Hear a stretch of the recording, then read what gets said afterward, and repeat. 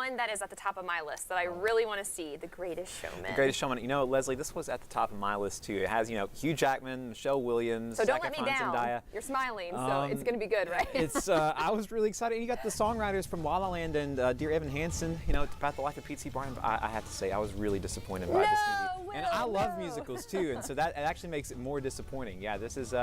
We'll start with the music, I guess. You know, it's you can't really have a great musical without great songs, and this movie just doesn't really have them. They all sound exactly the same. They all talk about the same thing, and there's a couple of nice melodies here, but really, I couldn't differentiate them from one another. And the same goes for the dance scenes. That scene right there, that is every song in this movie. They are dancing exactly like that. Okay. The choreography is the same. I mean, it's fine, but you really expect more from those great songwriters. Yeah. And what's more is it feels really kind of false too, because you know, they keep saying, like in the first scene, this is the greatest show, this is the greatest show, and we're not really hearing or seeing anything that's that great. It's kind of like they're just yelling at you to be happy. Yeah. Dramatically, it's kind of rushed too, and I was disappointed because I was excited to learn about P.T. Barnum because I knew nothing about this guy, and I walked out of this movie still not knowing anything. I went home and read a Wikipedia article, and I learned more from the first 4 sentences of that article than I did from this movie. So I'm dogging this pretty hard. It's not awful. Like, I was entertained by this still, and Hugh Jackman is the most charming person ever. Yeah. So I mean, that helped it. It goes down quick and painlessly, but it should be so much better. So I'm going to say 1.5 out of 4. Oh, ouch. And I'm kind of just interested to see Zac Efron, though.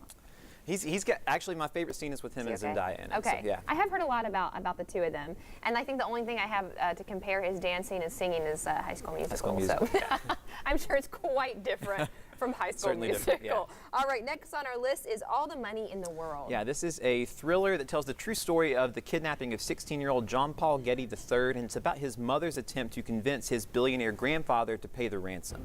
This movie stars Michelle Williams, Mark Wahlberg, and Christopher Plummer. You may have heard about the behind-the-scenes drama of this movie. Okay, so a month and a half ago, this movie was finished, ready to go, and it starred Kevin Spacey, but then we had those sexual harassment allegations against Spacey, so 80-year-old Ridley Scott, the director, got his backers to pay $10 million to let him reshoot all of Spacey's scenes with Christopher Plummer and still release it by Christmas. So he did that in 1 month. It's miraculous that he was able to achieve it. What's even more amazing is that it's seamless. I think that you would never know watching this film that something was wrong. Christopher Plummer gives a really, really good performance in this movie. I'm excited too, as does Michelle Williams, because she's one of my favorite actresses, and she really gets to just sink her teeth into a juicy role here. What kind of stinks is that they're stuck in sort of a just routine thriller. I thought with director Ridley Scott, with these Oscar winners, that this would be, you know, just a real nail biter, but it just kind of left something to be desired as far as that goes. And as good as those two performances are, something sticks out like a sore thumb, and that is Mark Wahlberg. I love Mark Wahlberg, but his character, they didn't really know what to do with him, and so he just kind of sleeps his way through this movie. I mean, it's fine. For a 2-hour and 20-minute movie, I was, you know, engaged the whole time, but I thought thematically this would be richer, and I thought that it, you know, would be more exciting. So I'm going to say 2.5 out of 4, solid, worth seeing if you're interested, but not great. Great. All right, and our final one is Molly's Game. Molly's Game. This is another one that tells a true story. This one stars Jessica Chastain, Idris Elba, Kevin Costner, written and directed by Aaron Sorkin, who wrote The Newsroom, Social Network, Moneyball, West Wing. This is his directorial debut, and it is a competent and assured one. He's got a fascinating story here with this character, Molly Bloom, who was a Harvard-bound Olympic-class skier who ended up becoming the leader of the most exclusive, high-stakes poker game in the world, and then became an FBI target. And this is just a fun, energetic ride to just watch this roller coaster life. It's aided in part by Sorkin's razor-sharp, super-fast dialogue. If you love the dialogue of The Newsroom or of The West Wing, you're really going to be in heaven in this movie.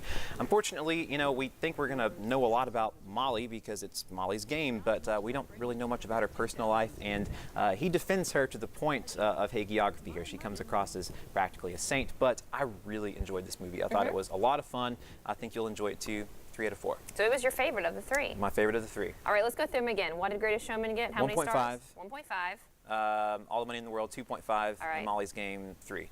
And now we've got The Post coming out soon. We've got other ones that I've got to see, Phantom Thread that I've got to see beforehand that are going to be really, really good, Oscar contenders. So if it seems like a down week, we've got really good movies coming soon. Well, hey, you know, with that cold weather out there, you got your stack of your movies to watch and stay inside by the fire. It gives me an excuse to get inside and watch some screeners, yeah. All right, well, Will, where can we go to learn more information? Facebook.com/Will Meyer, the movie guy. All right, sounds great. And last time I gave you a hard time because you had a picture of you and Daniel on your So you Facebook. scrolled it down, I it's see still- we've scrolled past Yeah, it, so we, we know, gotta 'cause I get. was a little jealous. I got to take a still of me and you, and I'll put it up there. We're for going to sure. put it in there and replace Daniel. Thanks so much, Will. We appreciate it. We're going to send things over to weather.